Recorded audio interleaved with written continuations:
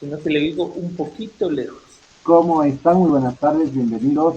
Soy Ronald Fernández y esto es Diálogo Abierto. Como todos los días tenemos invitados interesantes tratando temas interesantes que nos competen a usted y a la sociedad en general. Y el día de hoy no es excepción. Hoy nos acompaña el asambleísta Franklin Samaniego. Muy buenas tardes, bienvenido. Muy buenas tardes, muchísimas gracias por la invitación. Siempre un gusto de estar presente y poder conversar de estos temas tan importantes para el país. El día de hoy vamos a conversar con el asambleísta Franklin Samaniego acerca de la coyuntura nacional. ¿Qué es lo que está pasando en el país? ¿Qué es lo que ustedes pueden palpar y qué es lo que ustedes están viendo como ciudadanos? ¿Qué es lo que sienten? Pues esto vamos a un poquito a discernirlo, saber qué es lo que también desde la Asamblea Nacional se está viviendo. Asambleísta, buenas tardes y bueno, gracias por acompañarnos el día de hoy. Este es un conversatorio informal.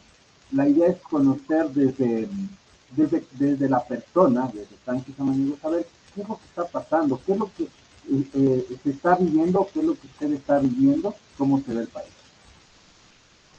Bueno, muchísimas gracias nuevamente. Yo creo que el país está atravesando una situación muy compleja, con tres elementos sustanciales que hay que analizar. Primero, el tema de la crisis, no solo en el Estado central, sino en todas las funciones del Estado.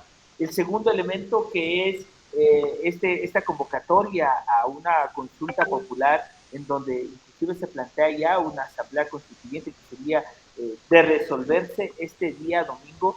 Y la tercera es que los problemas que vive el país y el tener un gobierno que está desconectado con lo que la gente plantea, pues lo que la gente está pidiendo que se resuelva son los temas de seguridad, los temas de trabajo, de educación, de salud, entre otros. Y en este momento nos plantean una asamblea constituyente, refiriéndome al segundo punto, sin una motivación adecuada, pidiéndonos que se firme un cheque en blanco para que el presidente, luego de que la ciudadanía le diga que sí, entre comillas, creo que estamos conscientes de que no es necesaria una asamblea constituyente o una nueva constitución, ya que la constitución que hoy tenemos garantiza los derechos de los ecuatorianos en general y que sin duda alguna ha sido referente a nivel de la región. Pero ¿qué es lo que está planteando el presidente de la República? Temas muy graves, como por ejemplo lo relacionado al sistema de educación y la gratuidad de la educación superior, y este no es un tema menor.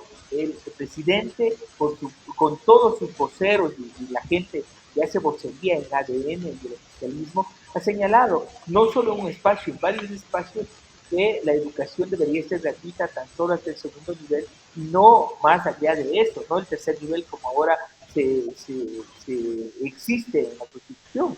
Lo segundo, otro tema también que es sumamente importante que se refiere a los derechos laborales. ¿Qué es lo que están planteando en relación a la precarización laboral? La ministra de Trabajo ha hecho algunos comentarios, inclusive en torno a los temas de los décimos tercero, décimo cuarto, qué va a pasar con la estabilidad, qué va a pasar con la afiliación patronal, que también hay los rumores y los elementos de comentarios sobre la desaparición de este tema. Y hay muchas cosas más, como por ejemplo los derechos de la naturaleza, que no solo garantizan el bienestar y el futuro de los ecuatorianos, sino también están un poco en el debate y en la discusión en virtud de que el gobierno y la gente que está a su alrededor y todos los grupos económicos alrededor impulsan el tema de la explotación de los recursos naturales, de los temas mineros, reduciendo y dejando en nada el tema de la protección de la naturaleza, la protección de las fuentes hídricas, como por ejemplo fue el caso de Quilzacocha, que el pueblo cuencano llevó y liberó una lucha muy importante. Okay. Bueno, sí lo escucho. ¿Me escuchas? Sí, sí, sí le escucho. Ah, ok. Bueno, estaba tomando unos apuntes. Bueno, la coyuntura nacional en Ecuador en noviembre de 2025 está marcada por un proceso político clave, la consulta popular, el referéndum del 16 de noviembre, en medio de una crisis de inseguridad y las reformas estructurales en discusión. Quería topar ese tema de la inseguridad, porque acaba de pasar este tema de la cárcel de Machala, en donde pasaron, a ver, se me acaba de perder mis apuntes. Eh, a ver, en un amotinamiento en el en el CPL de Machala dejó 4 muertos y 43 heridos, reflejando la gravedad de una crisis carcelaria e inseguridad nacional. Este evento se intensificó el debate de la reforma de total del Estado. A esto quisiera topar, o sea, ¿realmente estamos imposibilitados de generar gestión o qué es lo que está pasando? Porque no es la primera vez que hay un amotinamiento en las cárceles, pero cada vez nos dicen que es culpa de la Constitución y nos han venido diciendo que es culpa de la Constitución. ¿Qué es lo que está pasando con eso? Bueno, yo quiero señalarle a la ciudadanía y al pueblo ecuatoriano que la inseguridad es un tema muy complejo y muy difícil. Mire, los índices de inseguridad en el Ecuador para el 2025 reflejan una crisis grave, muy complicada, creciente en violencia y en homicidios. Entre enero y septiembre del año 2025 se registran 6.797 muertes violentas y se proyecta para cierre de año más de 9.000 muertes violentas, algo que no ha pasado en la historia del Ecuador, con un promedio de 50.8 asesinatos por cada 100.000 habitantes. Esto marcaría el año 2025 como el año más violento en la historia reciente del Ecuador. En base a lo señalado, es lamentable que el gobierno no haya tomado los recaudos correspondientes. Miren, nos ha hablado, entre otros elementos, primero el tema del plan FEMIC, ¿no? Un plan FEMIC que hasta ahora nadie sabe si existe o no existe y cuáles son las líneas de acción del mismo. En segundo lugar, la Asamblea Nacional le ha aprobado todas las leyes, inclusive el pueblo ecuatoriano, usted recordará, en una consulta popular anterior, le aprobó el incremento de algunas penas y nos decía que no es para resolver los problemas de seguridad del país. Las leyes que se aprobó en la Asamblea Nacional en este último periodo, 6 meses con 6 leyes económicas vigentes y con el mismo pretexto de la seguridad interna del país. Y lo otro, nos han dicho en algunos lugares, yo he escuchado a un general de la policía, perdón, de la aviación, en un debate, señalar que el ejército y las Fuerzas Armadas y la Policía Nacional no tienen recursos, no hay aviones, no hay inteligencia, o sea, estamos en una situación de abandono completo, frente a que el gobierno sí ha tenido, y el presidente Noboa ha tenido los recursos para poder enfrentar este tema. Usted recordará 3 puntos del IVA que se subieron desde el año anterior, más otros impuestos temporales a los bancos, a las cooperativas, que a la fecha de los cálculos que hemos sacado llegarían más o menos a 3.900 millones de dólares. La pregunta es, y le pido a ustedes, ciudadanos, cuando vaya alguien, ojalá vaya algún asambleísta de ADN, del oficialismo, pregúntenle, ¿qué han hecho con ese dinero? ¿En qué se invirtió? Si hoy los mismos miembros de las Fuerzas Armadas determinan y declaran que no existen los recursos ni los instrumentos necesarios para poder enfrentar la violencia. Y la última cuestión en este tema, el presidente ha salido a decir que sabe dónde están los grupos de delincuencia organizada, que sabe dónde está la minería ilegal, que saben dónde está todo. Y hasta ahora me llama la atención que no haya hecho mayor cosa. Mire, hay dos intervenciones que ha hecho el ejército en 2 sectores donde hay minería ilegal. ¿Por qué si saben dónde están los grupos de delincuencia organizada no se los detienen? ¿Por qué si saben dónde están actuando los grupos irregulares no se los detienen, no se los enfrentan? ¿O qué temor tienen? Entonces, yo lo que quiero señalar es que hay problemas estructurales que creo que van más allá de la Constitución. La Constitución no es la responsable. Miren, el presidente ha dispuesto 2 intervenciones a gran escala en grupos de minería ilegal. ¿Por qué no lo sigue haciendo y por qué no lo había hecho antes? ¿Acaso la Constitución le ha maniatado y no le ha dado la posibilidad de hacerlo? O sea, yo creo que esas falacias que se transmiten a la ciudadanía para ponerle entre si apoya que usted quiere el y si no apoya que usted quiere el malo y usted a favor de la organizada. Eso tenemos que superar. Eso no le beneficia al país. Necesitamos un debate claro, amplio. Mire, una asamblea constituyente y una consulta popular que no han tenido, creo que si temor a equivocarme, 15 días de campaña, en donde creo que ha sido casi imposible que la gente se entere de las preguntas y del contenido, inclusive de la consulta de la Asamblea Constituyente. Existe un estatuto muy sucinto, ya lo tendría que ratificar. Y por último, la última situación, en relación a estos días el debate ha sido en relación a la Asamblea Constituyente, y es más, el presidente ya ha anunciado 4 asambleístas constituyentes que podrían ser. El primero, ChatGPT, que ya casi lo posicionó como asambleísta constituyente. La segunda, la mamá del presidente, que nunca va a la Asamblea Nacional. Yo soy asambleísta y puedo certificar que nunca va, en pocas, con algunas excepciones, a la Asamblea Nacional. El presidente de la Asamblea Nacional, que la ha llevado a donde está la Asamblea por cumplir los caprichos del presidente de la República. Y la señora Diana Salazar, que dejó la fiscalía en torno a un sinnúmero de denuncias y temas que cuestionaban su actuar como fiscal general del Estado. Bueno, a eso quería haberme centrado en el tema de la inseguridad, porque según un foro de marketing político, indica que el miedo genera la aceptación de la persona o lo que se esté promoviendo. Entonces, a través del miedo se puede generar una aceptación en este tema, en el tema de la consulta popular. A eso se pensaría que ha venido haciendo 2 años de campaña para que esta consulta popular se promueva a través del miedo. Eso es lo que nos dicta un foro de marketing político, en donde dicen que eso es una estrategia para ganar aceptación o adeptos a por un método de inseguridad o de generación de miedo. ¿Qué opina de eso? Bueno, que es muy grave. Es muy grave que el presidente quiera gobernar desde ChatGPT, que le haga los discursos y ahora que redacte la Constitución.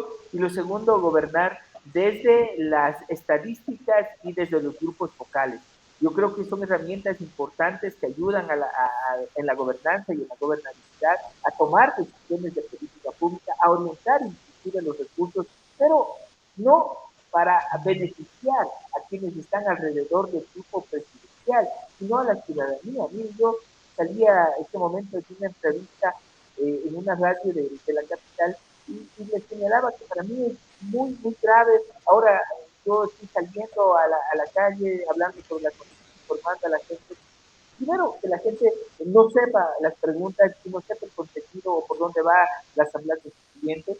Segundo, que hay gente que la verdad es que está asfiada de estos temas, que no quiere saber nada, sin embargo, de tener la conciencia de que es un reto histórico lo que puede suceder, porque esto no solo le va a golpear a quienes estamos ahora en la política, ¿no es cierto? Sosteniendo además el presidente poniendo preguntas gancho, como por ejemplo el tema del número de asambleístas, sabiendo que la asamblea tiene una aceptación muy complicada, el tema de los partidos políticos también en la misma línea, y yo digo que en este momento lo que el país reclama y exige es primero que se resuelva el tema de la inseguridad, y eso se lo hace con decisión, orientando los recursos adecuadamente.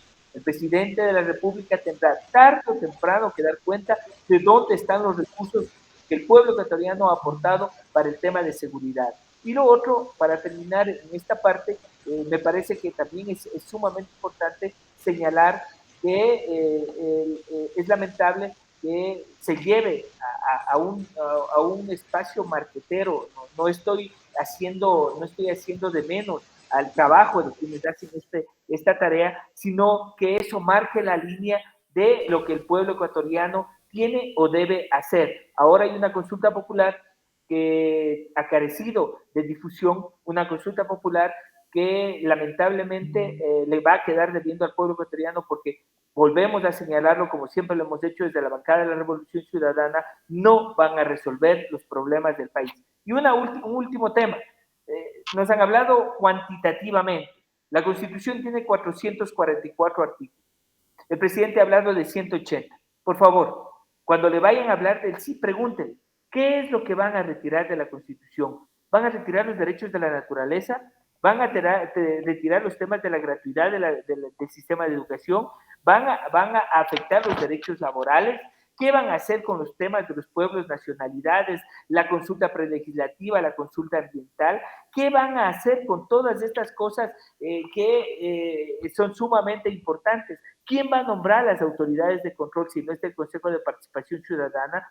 ¿Acaso van a regresar esas potestades a la Asamblea Nacional en donde las componendas políticas, miren lo que nos ha llevado hasta ahora, asambleístas que han dejado sus bancadas, que han puesto en tela de duda su transparencia, yéndose a la bancada contraria a sus pensamientos y al programa que les llevó a esta situación, perdón, les llevó a la Asamblea Nacional y poniendo también en tela de duda qué es lo que están recibiendo o por qué se han aliado exclusivamente a la fuerza, a la fuerza del oficialismo y de ADN, que es el que resuelve los temas en la Asamblea Nacional.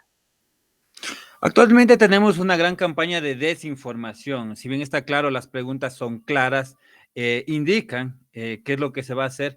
Por parte del presidente y muchos voceros del gobierno han desinformado y han dicho que no es lo que se dice ahí, que no saben leer o que no leen bien las preguntas. ¿Cómo se puede asimilar esto?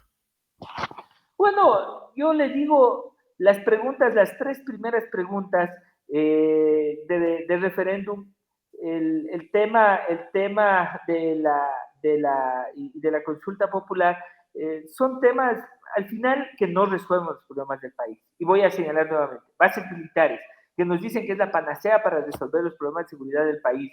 El Ecuador en este momento tiene suscrito un convenio con los Estados Unidos, se llama el Acuerdo de Armas. Justamente lo tengo aquí. Y este acuerdo establece que los Estados Unidos pueden trabajar en todos los temas de seguridad, de lucha contra la delincuencia, del tema del narcotráfico, del tema del terrorismo, les dan todas las potestades para ingresar en el país, no necesitan pagar impuestos en importaciones, tienen exención, inclusive en el tema de sus responsabilidades civiles, administrativas y penales que se radican a la justicia estadounidense y un montón de cuestiones más que hasta ahora el gobierno no ha resuelto. Y lo otro, como le digo, en la Asamblea Constituyente, fundamentalmente lo que se plantea dos problemas que sí querría señalar. El primero, el que ya he indicado de las bases militares, y el segundo que tiene que ver con el tema de este momento, viene sonando ya la posibilidad de que haya una asamblea de plenos poderes que está prohibida por la Constitución y está prohibida inclusive por pronunciamientos de la Corte Constitucional. Entonces, sabemos que el presidente de la República se ha pasado por el foro todos los temas constitucionales, tiene leyes demandadas con inconstitucionalidad, por inconstitucionalidad en la Corte Constitucional, por eso le estorba ahora la Corte Constitucional dos leyes que ya fueron sentenciadas como inconstitucionales. Y las otras cosas, mire, el presidente ahora pide licencia cuando él quiere, sale cuando él quiere, hace campaña cuando él quiere, los ministros hacen lo que quieren, están entregando con camisetas de la campaña del sí, del color del partido de gobierno, entregando fundas de alimentos de varias partes del país, entregando bonos, o sea, en una campaña abierta, y el CNE y el TCE sin pronunciarse de ninguna manera. El riesgo país en Ecuador ha caído 688 puntos, la reducción significativa desde 2.000 puntos que cayó en el 2023. Esta mejora ¿a qué se debe esta caída del riesgo país? Porque prácticamente, o sea, estamos viviendo en un marketing en donde todo está bonito, pero salimos a la calle y tenemos miedo de salir a las calles. Entonces, sí, efectivamente. A ver, en este año en el Ecuador han habido ingresos. Esa es la respuesta. 3 puntos del IVA, el retiro de los subsidios. Es más, ahora ya el presidente ha salido varias veces a decir que no va a retirar el subsidio al gas. Y a mí lo que me da miedo es cuando él dice que no lo va a hacer, porque al final lo termina haciendo. Y yo creería que debería quedarse callado y no señalar nada, pero al final lo termina haciendo, como el tema del diésel. Entonces, ha habido ingresos para el Estado. El tema es qué va a pasar en el próximo año, cuando ya no hayan esos ingresos temporales, ¿no es cierto? Cuando inclusive el Fondo Monetario Internacional, planteando las medidas que ha planteado hasta ahora de ajustes tributarios, como los que acabo de señalar, el tema de los combustibles, el tema del IVA, el tema de ajustes en el IES, de ajustes laborales, y ahí un tema de alerta fundamental. Hay que cuidar nuestros derechos laborales. El gobierno y el presidente Noboa nos viene vendiendo desde hace algún tiempo atrás que la solución para el trabajo de los jóvenes, de las personas que no tienen trabajo, es el trabajo por horas. Ya el pueblo ecuatoriano se pronunció, le dijo que no, hoy insiste, porque todos los grupos económicos que están a su alrededor han señalado que el Ecuador tiene uno de los sueldos más altos de la región y que es imposible cubrirlos. La ministra ha cuestionado el pago de los décimos, ¿no es cierto?, el tema de la estabilidad, etcétera. Eso es lo que se está jugando. Sin embargo, para el próximo año también prevén los analistas económicos de que va a haber un déficit mucho más alto. Recordemos que ahora el presidente no habla nada de la liquidez, hoy se está pagando con bonos, hoy el Ecuador, el presidente, pese a que ingresado recursos, no tiene los recursos para cumplir con sus obligaciones hasta fines de año, los gobiernos autónomos centralizados siguen con deudas y el problema es que las cosas se van acumulando y se van acumulando, no van a desaparecer. El próximo año vamos a tener un impacto más complicado en el tema económico porque vamos a tener menos ingresos y ahí el Fondo Monetario Internacional ha hecho también algunos desembolsos en este año en el Ecuador. Ya hemos escuchado que el BID va a hacer un desembolso también, creo que de $200 millones para enfrentar el problema de la salud. Y lo que estamos haciendo es endeudándonos, y el presidente y todos sus ministros en campaña electoral regalando dinero con bonos que creo yo que son paliativos, pero no resuelven el problema estructural que viven los jóvenes, que viven las personas que no tienen trabajo, que viven las personas que no tienen salud, que no tienen educación, y el problema y la crisis en el país se va agudizando. La consulta popular, ¿en qué mejora? En salud, educación, que son los principales que tenemos afectados en este momento. Bueno, yo no creo que mejore en nada. Por el contrario, pone en entredicho lo que hemos ganado hasta el momento. Y le voy a poner un ejemplo. Lo dicho por el presidente de la República. Este punto se refiere principalmente a esas declaraciones públicas con las modificaciones en torno a la seguridad social, y ahí hay tres cosas que quieren hacer en la constituyente. La primera, la eliminación de la prestación del servicio de salud por parte de los hospitales y centros médicos del IES. El presidente lo ha dicho, el IES debe ser un banco en donde llega la plata, se administra la plata y se cubren las pensiones y de jubilación y los temas y las obligaciones que tiene el IES. No salud. Se retira la salud y la salud y los hospitales pasan al Ministerio de Salud Pública, que ha sido un fracaso en la administración del sistema de salud. Miren, en torno también el IES metido en los temas de corrupción, las denuncias en contra del señor Lama, que hoy día ya se habla sobre los temas de los conflictos de intereses con sus familiares, los pagos a clínicas, etcétera. El segundo tema que también tiene que llamarnos la atención en la seguridad social es lo que les había señalado, la entrega y el manejo de los recursos únicamente como una caja, y algo sustancial. El IES se maneja con un principio importante que es el de solidaridad. Yo me pregunto, ¿qué va a pasar con el Seguro Social Campesino, por ejemplo? Entonces, son temas que el presidente ni ninguno de sus voceros ha planteado y ha resuelto en forma expresa. Y ahí otro tema, usted me hablaba de qué es lo que va a pasar con la constituyente. Yo, más allá de cosas buenas, lo que le veo, por ejemplo, otro tema que ya han planteado también los voceros del gobierno es modificar lo relacionado al sistema de educación, el sistema de educación, el tema de la gratuidad de la educación superior. Recuerde que antes del año 98 la educación era pagada, había que pagar algunas cosas, había que pagar algunos temas que lo hacían el privado, lo hacían las personas, los padres de familia. Hoy la educación es gratuita, que es lo que hay que cuidar. El segundo cambio también es que los temas de los ingresos permanentes que la Constitución establece, 10% del Producto Interno Bruto, tienen que ir obligatoriamente para salud y para educación. ¿Qué es lo que quieren? eliminar esto, que es lo que estamos alertando, y de esa manera, peor todavía, dejar en una crisis más complicada a salud y a educación. Esto implica que se camina en torno a lo que el gobierno, a la orientación que el gobierno tiene. Para eso sí tiene orientación. Ellos nos dicen que lo público no sirve y que tienen, por ejemplo, en salud, que entrar a las clínicas, en educación, tiene que ir a la educación pagada. Yo le pregunto a la ciudadanía en general, ¿tienen todos $4,000 semestrales para pagarse en una universidad pública? ¿Eso es lo que cuesta? Eso lo que va a hacer es postrarle a los jóvenes en una situación más complicada, y lo que el camino que están trazando es tener mano de obra barata y no gente que realmente preste aportes para resolver los problemas del país. Hoy no tenemos actualmente cupos, hay mucha gente que se quedó sin cupos a las universidades gratuitas. Al eliminar esta gratuidad tendríamos más gente que no tenga el acceso al estudio o al conocimiento. Claro, ya recuerde usted que nos decían que eliminando el CENESID ya se resolvían los problemas del sistema de educación superior, y eso es falso. A la Universidad Central, en la última comparecencia que tuvo el vicerrector en torno a la agresión que realizó las Fuerzas Armadas y la policía en el campus universitario de la Universidad Central, nos decía que el gobierno le está debiendo $40 millones, $40 millones que hasta ahora no le ha pagado. Y yo digo, no lo van a hacer, porque no les interesa resolver ese problema, no les interesa, no les importa. Mire, los centros de desarrollo infantil les deben $8 millones a nivel nacional y no les interesa pagar, no les interesan nuestros niños, garantizar los derechos de los niños, niñas y adolescentes.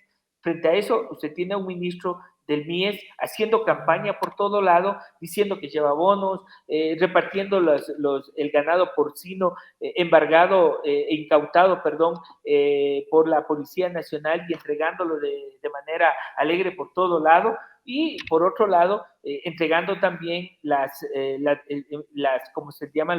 Los bienes incautados en la aduana, y que incluía, según nuestro asambleísta Luis Molina, en la denuncia que hacía, hasta lámparas Pikachu que estaban incautadas y que debían entregarse a la ciudadanía, y que se lo hacía de manera alegre, como que si fuera de propiedad privada, sin respetarse nada.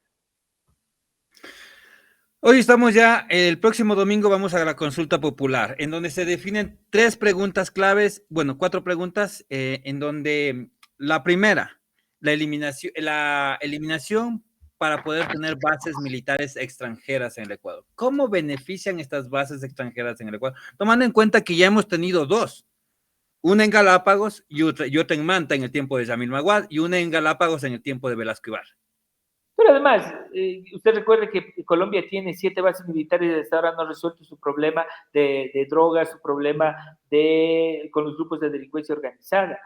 Yo creo, todo el mundo basa el tema diciendo, el oficialismo dice, claro, aquí dice que se va a poner en duda la soberanía nacional. Aparte de eso, las bases militares no han resuelto nada en ningún sitio, porque recuerde usted que Donald Trump hace unos meses atrás decía que ni siquiera tenía pensado poner una base militar en el Ecuador, y ahí yo le vuelvo a sacar nuevamente el acuerdo de fuerzas, en donde los Estados Unidos puede hacer cualquier cosa con el beneplácito del gobierno nacional. Así es que yo creo que en relación a la primera, segunda y tercera pregunta, son preguntas de enganche que no van a resolver nada. Yo le digo, ¿cuánto del presupuesto general del Estado se ahorra reduciendo el número de asambleístas? O sea, al final no les interesa, con recursos que tienen, resolver el tema de la salud, de la educación, de los centros de desarrollo infantil, pagar a las dializadoras, comprar insumos médicos, etcétera, etcétera.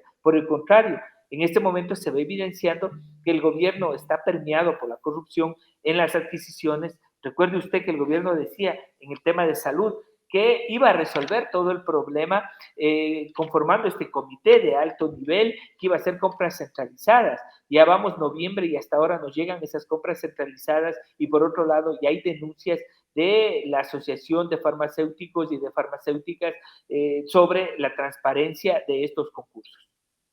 ¿No es más fácil ponerse de acuerdo entre 10, 15, 20 asambleístas que entre 151 que son actualmente? Bueno, yo lo que creo es que lo que hay que hacer es profundizar la democracia. cuando en las provincias en donde va a haber un solo asambleísta, no pueden estar representados los cholos, los negros, los indios, la gente de ADN, ¿no es cierto? O sea, los empresarios, la gente que tiene recursos, los estudiantes, etcétera, etcétera. A mi criterio, es un debilitamiento de la Constitución, porque en la Asamblea Nacional tiene que primar el debate. En este momento es complicado, en la Asamblea una sola fuerza política tiene la mayoría, toma las decisiones que nos han llevado hasta donde estamos ahorita, en esta crisis profunda del Ecuador. Sin embargo, creo que eso no resuelve los problemas del país. Los 151 asambleístas que estamos en este momento, por lo menos tenemos una diversidad. Yo le digo, en mi bancada hay compañeras afros, hay compañeros indígenas, hay compañeras montubias, hay compañeros que vienen de la academia, hay compañeros de todos los espacios, animalistas, hay ambientalistas con sus visiones también que nos permiten un debate más profundo. ¿Qué va a pasar? Si el tema me parece que no pasa por lo cuantitativo, sino por lo cualitativo, frente a lo que nos ha propuesto. Le ha propuesto el gobierno nacional con asambleístas como Dominic Serrano, como Camila León, como el señor Chamba, que legisla desde su cama, etcétera, etcétera. Entonces, yo le digo que más allá del número es la calidad de asambleístas, y ahí hay una gran responsabilidad del presidente de la República, en el caso de ADN, una responsabilidad de los partidos políticos, y ahora también lo que se busca es el debilitamiento, con otra pregunta, en relación al financiamiento, porque si no hay fortaleza en los partidos políticos para promover cuadros, va a ser muy complicado que los temas de la Asamblea Nacional se vayan resolviendo. A este del tema de la segunda pregunta, de el financiamiento de los movimientos políticos, no estaría de acuerdo, porque hay muchos movimientos que son de alquiler, que solo se han prestado para las campañas políticas, pero exceptuando el movimiento de Revolución Ciudadana y Pachacuti, la mayoría de movimientos han sido de alquiler o que se han activado solo en época de elecciones. Bueno, yo creo que se ha hecho varias reformas al Código de la Democracia, hay que seguir afinando este tema. Ahora, si un partido político o un movimiento no reúne el 5% de la representatividad de los votos del pueblo ecuatoriano en 2 elecciones seguidas, pues camina a la extinción. Eh, Eso habría que irlo revisando, pero no creo que pasa por una reforma constitucional en donde lo que le dicen es: no le vamos a entregar los fondos para promoción, que no es una cantidad de dinero que pueda quebrarle al país. Y, por ejemplo, no vamos a entregar el fondo de promoción partidaria, que lo que permite es que en las elecciones y en los procesos electorales haya equidad de armas, se dice normalmente, haya equidad en el tema de la difusión de las propuestas políticas y de lo que hacen cada una de las organizaciones políticas del país. Recordemos que cada organización política tiene 3 financiamientos: el privado, ¿no es cierto?, el público en dos líneas únicamente, que es el Fondo de Promoción Electoral y el Fondo de Fomento y Capacitación para los partidos políticos. Entonces, frente a eso, usted les retira todos los fondos. Primero, ¿qué pasa? Va a pasar lo que decía el asambleísta Chamba: el que no tenga plata vaya a hacer otra cosa, porque aquí el que tiene plata puede hacer política. Lo segundo es que van a tener que estar más pendientes, o vamos a tener que estar más pendientes de los fondos que lleguen a los partidos políticos, porque también se puede permear el tema de los fondos de lavados de activos, de los fondos de grupos irregulares, o de los fondos de ciertos sectores interesados en algunos temas. Entonces alguien viene, pone recursos y luego le dice: bueno, pues en torno a este tema queremos que la legislación salga de esta manera. Entonces, eso lo que hace es debilitar la democracia. No creo que la solución va por ahí. Y además, más allá de lo cuantitativo, creo que lo responsable es hablar de lo cualitativo. ¿Se diría que están limitando las personas que pueden participar para que solo ingrese un grupo selecto? Bueno, primero, retirar los fondos para que solo los que tengan plata puedan hacer política y estar en puestos de representatividad, da la medida de lo que usted señala. Lo segundo es también debilitar a las organizaciones políticas, da la medida de lo que usted señala. Y tercero, aquí nuevamente parece que estamos entrando en una época del feudalismo, en donde los amos y señores de las haciendas toman las decisiones y el resto tenemos que callarnos, y esto no es así. Estamos en el año 2025, en donde tenemos una constitución garantista de derechos, una constitución que nos permite debatir, proponer, equivocarnos, ajustar los temas que tengamos que ajustar, reconociendo también las bondades y los errores que todos hayamos cometido. La última pregunta, crear una nueva constitución. Ecuador ha tenido como 22 constituciones, hasta donde estaba investigando tenía más, pero se han hecho varias reformas a estas constituciones. ¿Por qué? Muchos se quejan de que la constitución no sirve y que no permite el ejercer el derecho a la seguridad, el que no permite el ejercer el derecho a la salud, pero en estas manifestaciones vemos que la Constitución les permitió poner presos a muchas personas, ponerles títulos y nombres de distinta índole. ¿Qué hay de verdad en esto? ¿La Constitución realmente es una camisa de fuerza que no le permite legislar, que no permite ejecutar al Ejecutivo o qué? Es falso de falsedad absoluta. Mire, primero, el gobierno ha podido intervenir con la fuerza en varios sectores. Las dos últimas intervenciones que hizo en torno al tema de la minería ilegal le permitió la Constitución. Meterlo preso a Fede le permitió la Constitución. Desarmar y meter presos a los grupos de delincuencia organizada le permitió la Constitución. Hacer una nueva cárcel le permitió la Constitución. Tener espacios de inteligencia y contrainteligencia le permite la Constitución. El problema es la falta de política pública, la falta de planificación y estar reaccionando frente a lo que viene sucediendo en el país. Ahora dicen que los delincuentes tienen más derechos que nosotros, eso no es así. El problema es que el presidente de la República, nadie le dice, en la última intervención que hizo el presidente del Consejo de la Judicatura en la Asamblea Nacional, habló de un déficit de 50 millones de dólares que el Estado no le entrega para poder resolver sus problemas de informática, ¿no es cierto? Tener un sistema informático de última generación, inclusive hasta de papel y de tinta para las impresoras. Nadie habla de eso. El presidente del Consejo de la Judicatura lo vino y lo dijo una sola vez y no lo ha vuelto a decir más. Yo creo que es un irresponsable porque además nos decía que había un déficit de jueces y de funcionarios judiciales a nivel nacional. Usted recuerda y ve, mire cómo están matando a los jueces a nivel nacional por falta de seguridad. El Estado no les está dando seguridad, mientras en la Asamblea Nacional vemos que cada asambleísta de ADN tiene 3 o 4 policías que los resguardan y los llevan, inclusive les cargan las carteras.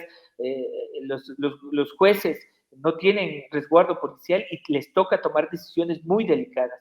Entonces, el tema de la seguridad es un tema muy importante, un debate nacional, pero que está en las manos del presidente. Tiene el dinero, tiene los recursos, una asamblea, una consulta popular que ya le dio algunas herramientas, varias leyes económicas urgentes bajo el paraguas de la eficiencia y de la seguridad, se le ha entregado todo lo que el presidente ha pedido y hasta ahora no ha podido resolver el tema. El próximo año que vamos a tener una contracción económica va a ser más complicado, va a ser más difícil. Entonces, no creo que una asamblea constituyente que le va a costar casi 300 millones de dólares al Ecuador resuelvan el país. Esa plata lo hubiera pagado a las realizadoras, le hubiera pagado al Consejo de la Judicatura, les hubiera repartido entre la gente que realmente necesita y que hoy se está muriendo en la puerta de los hospitales. En resumen, ¿cuál es la situación del Ecuador actualmente? Una situación crítica, compleja, con problemas estructurales que están en manos del gobierno para resolverlas y que no lo ha hecho y creo que no lo va a hacer porque le conviene esta situación del caos en el país, ¿no es cierto? Como digo, en la seguridad, los propios miembros de las Fuerzas Armadas señalando que no tienen aviones, que no tienen insumos, que no tienen instrumentos, que no tienen armas, que no tienen herramientas, o sea, es una situación compleja. Otro tema estructural también es el tema social, el tema de la salud. No es prioridad para el gobierno la salud del pueblo ecuatoriano. Mire la situación y la crisis en la que nos encontramos. El tema de la educación tampoco es un tema prioritario, cuando sabemos que con educación se resuelven muchos problemas, inclusive los de seguridad. Y así me puedo pasar señalando un montón de cosas que el gobierno ha planteado en torno, y sus voceros en torno a la Asamblea Constituyente, y que al Ecuador lo pone con cuatro nombres en este momento para candidatos a asambleístas constituyentes. El primero, ChatGPT, que fue el primero que lanzó el presidente de la República, el señor Niels Olsen, la mamá del presidente, porque no hay nadie más, la mamá tiene que estar en la Asamblea Constituyente, pese a que la Asamblea Nacional no ha asistido, y la señora Diana Salazar, que podrá conocer mucho de temas judiciales, pero que hasta ahora no ha aclarado las denuncias que se han hecho en torno a su actuar en la Fiscalía General del Estado. En base a esto, vamos caminando hacia el día domingo 16 de noviembre, las elecciones de la consulta popular. ¿Qué recomendaría a los ciudadanos prácticamente? Bueno, tres cosas. La primera, informarse. Todavía hay tiempo, estamos iniciando la semana. Me parece que es importante que leamos las preguntas, contrastemos frente a los problemas que tenemos. La segunda es preguntarle a la gente que está por el sí cómo van a resolver los problemas del país, de seguridad, si han tenido los recursos, tienen todo, las Fuerzas Armadas, la Policía Nacional, tienen todo y no lo han hecho hasta el momento. La tercera, me parece que es importante ir a votar, vamos a votar con conciencia, pensando en el futuro, pensando en los derechos de la naturaleza, pensando en los derechos de los trabajadores, de las amas de casa, del seguro social campesino, pensando en los derechos de los más vulnerables. Y la última, hay una responsabilidad histórica de esta generación de dejarle un país en las manos de una persona que miente cada vez que abre la boca y de un grupo que tiene muchos intereses personales. Por eso es que su odio y su disputa es a brazo partido, porque están interesados en sus negocios, están interesados en la explotación minera, están interesados en seguir creciendo económicamente a costilla de quienes no tienen ni siquiera para comprar medicamentos y que se están muriendo en la puerta de los hospitales. El día de hoy nos acompañó el asambleísta Franklin Samaniego, con quien hemos hecho un análisis, un conversatorio acerca de la coyuntura nacional y acerca de lo que se está viviendo. Una cosa es ver las redes sociales y parecer que estamos bien, y otra cosa muy distinta es salir a las calles y tener ese síntoma del miedo de saber que algún familiar no puede regresar. Hasta aquí ha llegado Diálogo Abierto. Le agradezco por habernos acompañado. Un mensaje, por favor, a las personas que nos siguen en las redes sociales. Mucha fuerza, vamos a resistir. Este domingo es un día histórico, vamos a votar y hagámoslo con conciencia y con corazón de patria. Nuestros hijos, nuestros nietos necesitan de nosotros y hoy quienes no tienen trabajo, quienes tienen salud, educación, tienen que ponerse la mano en el corazón y plantear una salida al Ecuador. Creemos que la constitución que tenemos es una constitución que todavía puede seguir ayudando a los más necesitados y que frente a los intereses que han planteado ciertos sectores es la salida. Así es que el día domingo no a la Asamblea Constituyente. Soy Ronald Fernández y esto fue Diálogo Abierto. Nos vemos en la próxima.